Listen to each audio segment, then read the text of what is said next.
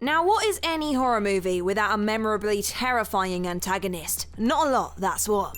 The single thing that any horror film worth its salt needs to nail is a compelling villain, whether by way of a unique design, inventive power set, or bone-chilling performance from the actor playing them. Great horror movie villains can elevate otherwise mediocre entries into the genre far above their station, but sometimes a film is just bad enough that not even the finest antagonist can do much to salvage it. So with that being said, I'm Jem from WhatCulture.com, and here are 10 awesome horror villains trapped in terrible movies. Number 10. Chauncey from Imaginary. The recently released Imaginary is centered around Chauncey, a demonic entity which takes the guise of an imaginary friend to children in the form of a teddy bear, effectively allowing him to hide in plain sight. It's a killer idea for a horror movie villain, and for all of the film's many creative deficiencies, Chauncey's demonic form, which is a grotesquely monstrous version of the bear, is one of the most memorably terrifying monster designs in recent horror cinema. And because that's not enough, Chauncey's final form is arguably even scarier, a giant spider, because why the hell not? It's just a shame then that Imaginary settles for being a snoozily generic horror flick that's doing little interesting narratively or visually outside of Chauncey's strong design. The PG-13 rating does not help either, ensuring Chauncey can't even deliver a smattering of creatively gory kills. On paper, it's easy to see how Imaginary could have been a zeitgeisty horror hit like last year's Megan, but the poor fundamentals ensured it had to settle for being a critical failure and modest box office success instead. Number 9. The Plants in The Happening. M. Night Shyamalan's 2008 sci-fi horror film The Happening has one hell of an attention-grabbing premise: an unexplained plague causing a spate of mass suicides around the world. We eventually learn that the epidemic is not the result of a terrorist attack, but rather Earth's plant life. As a response to humanity's impact on the planet, plants have developed a defense mechanism, releasing a neurotoxin which forces those afflicted to kill themselves. It's honestly a fascinatingly horrifying, if thinly veiled, indictment of our collective misuse of the planet. Yet, once again, Shyamalan's clunky writing just can't get out of its own way. Despite the legitimately ominous nature of making inanimate plants the movie's antagonist, Shyamalan struggles to strike a consistent tone, unintentional comedy, and, if you believe Shyamalan himself, some intentional goofiness serving as an homage to classic sci-fi B-movies. Either way, Mark Wahlberg clearly does not know what the hell to do with the material. His romantic chemistry is non-existent, and the dialogue is frequently atrocious, but the killer plants were great, at least conceptually. Number 8. Slender Man in Slender Man. 2019 Slender Man movie should have been near impossible to screw up.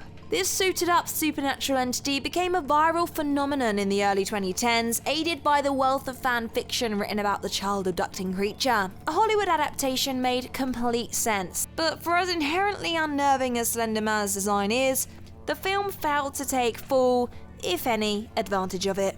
A Slender Man movie doesn't exactly need a tight, nuanced script in order to succeed, just a bevy of eerie set pieces worthy of the entity's origins as an online creepypasta. Now, it has to be said that the film's production was impacted by the 2014 Slender Man stabbing and subsequent court trial, which reportedly promoted Sony to tone down the film's violence inflicted upon its young central characters for fear of PR blowback. And so audiences were left with a sanitized, editorially chaotic end product which scarcely made sense while failing to make inspired use of its terrifying titular antagonist. Number 7. The Animatronics in Five Nights at Freddy's. The easy highlight of last year's Five Nights at Freddy's movie was the murderous animatronic mascots rampaging through Freddy Fazbear's Pizza. Courtesy of the wizards at Jim Henson's Creature Shop, the film did a fantastic job of practically recreating Freddy and his cohort of haunted animatronics, ensuring where its antagonists were concerned, the movie at least captured the spirit of the video game source material perfectly. The rest of the film though, From the glacial pacing to the overcooked 109-minute runtime, headache-inducingly convoluted backstory, and excess of wishy-washy subplots, Five Nights at Freddy's ultimately lost sight of why people played the games in the first place. The script and filmmaking do everything they can to work against the inherent scariness of the animatronic killers, ultimately being outdone by 2021's far more visceral, if still hardly great, Nicolas Cage starring rip-off Willy's Wonderland. Number 6. The Ghosts in 13 Ghosts. 13 Ghosts gets a lot of justified flack for its wonky writing, iffy acting, and distinctly early aughts editing style, but it does at least mostly deliver on the promises of its title. The film takes place in a lavish glass mansion which acts as a prison for 12 vengeful ghosts who, in the genre tradition, are inevitably let loose to cause all manner of mayhem. The ghosts include the likes of the torso, which literally is a dismembered man wrapped in plastic, the angry princess, a nude woman covered in scars, and the hammer, a man with spikes driven through his body. Each has an enticingly cartoonish, almost comic booky backstory and presentation, the latter elevated by some terrific makeup effects. Again, the movie as a whole is just plain dumb, but it's nevertheless endured as something of a twisted cult fave, largely due to its gallery of neato villains. Number 5. Doomhead, 31. Richard Brake is one of those brilliantly menacing character actors who classes up basically everything he appears in, and Rob Zombie's 31 is absolutely no exception. The Running Man-inspired premise follows a group of carnival folk who are pursued through a maze by a gang of murderous clowns, called Heads, for 12 hours. Their leader is Doomhead, played by Brake, an especially nauseating brand of psychopath even for the standards of zombie cinematic output. Brake chews through Zombie's pulpy dialogue with a focused intensity which makes it feel like he's auditioned to play the Joker. Fittingly, Brake previously appeared in Batman Begins as Joe Chill, the man who murdered Bruce Wayne, played by Christian Bale's parents.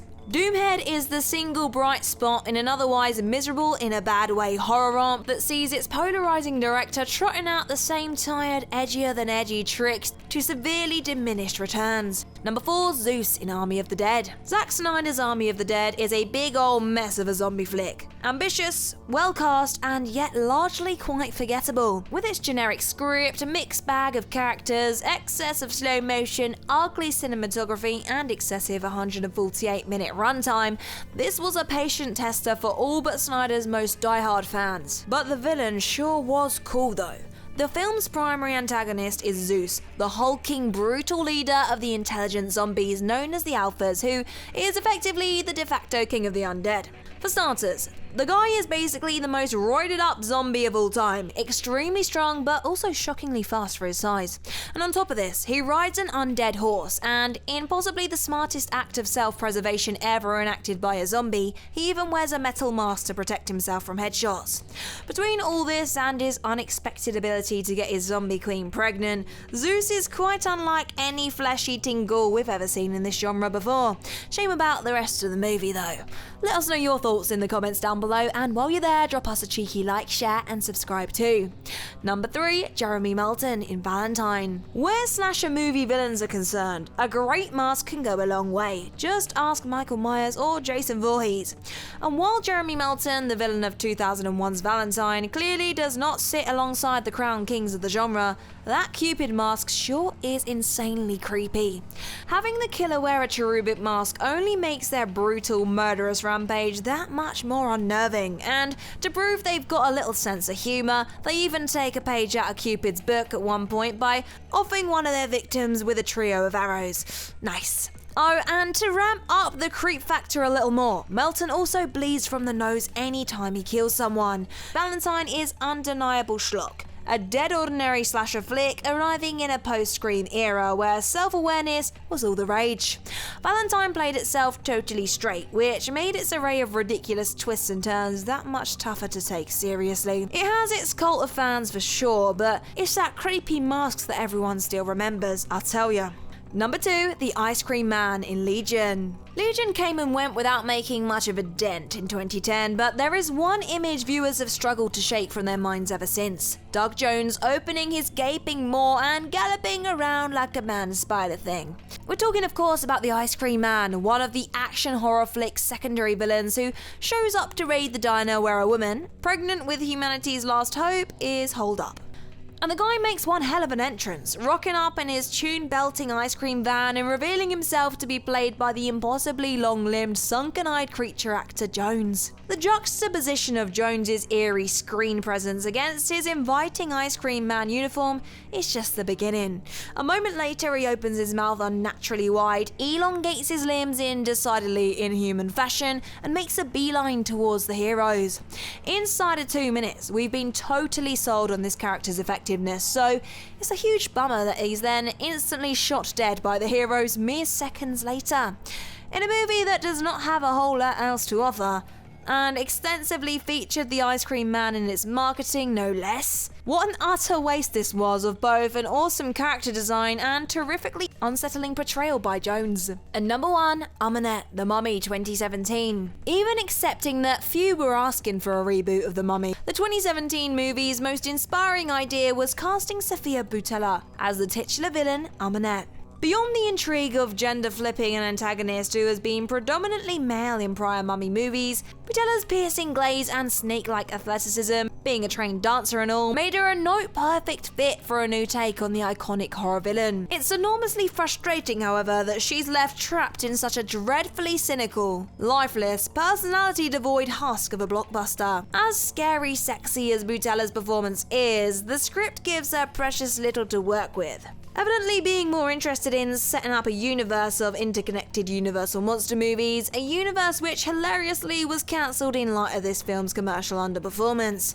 But Amenet deserved a sharper script and more skilled director to make the most of Boutella's considerable screen presence. Instead, she's basically the only memorable part of one of the decade's most soulless tentpole duds.